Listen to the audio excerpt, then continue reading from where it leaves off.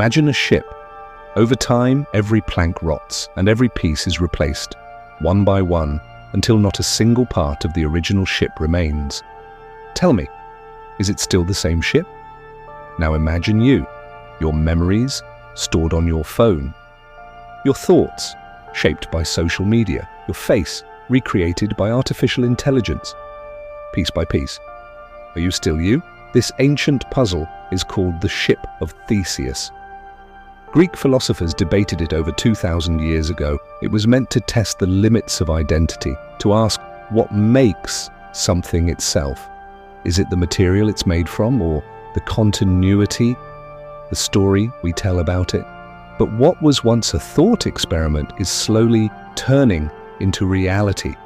Think about it. We've already started replacing ourselves. Your memory, stored in the cloud, your voice, trained in an AI model, your choices, predicted by algorithms, your conversations, filtered, optimized, and analyzed. We're not becoming machines, we're merging with them, quietly, just like the Ship of Theseus, replaced plank by plank. Come, let's go deeper. Someone loses an arm, they get a prosthetic. Lose vision, and there's an implant for that. Heart failing, mechanical replacement. And the craziest part? Each piece still feels like you. But what happens when it's not just physical? When we start replacing thoughts, emotions, and memories with artificial ones? When your digital twin knows you better than you know yourself? Who's the real version of you then? Here's where it gets unsettling.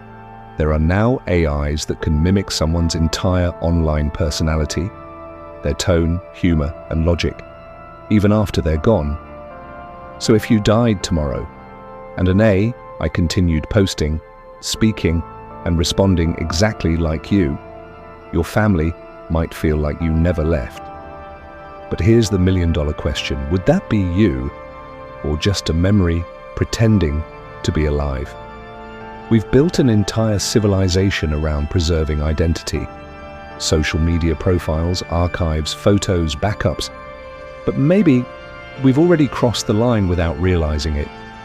If every piece of you, your body, your mind, your soul, can be replicated, then what does real even mean anymore? Maybe you aren't the cells, the code, or the memories. Maybe you're just the illusion that all those parts belong together. The Ship of Theseus was just a story until humanity became the ship, piece by piece, replaced by progress, convinced we're still the same. So here's the truth. We won't lose ourselves overnight.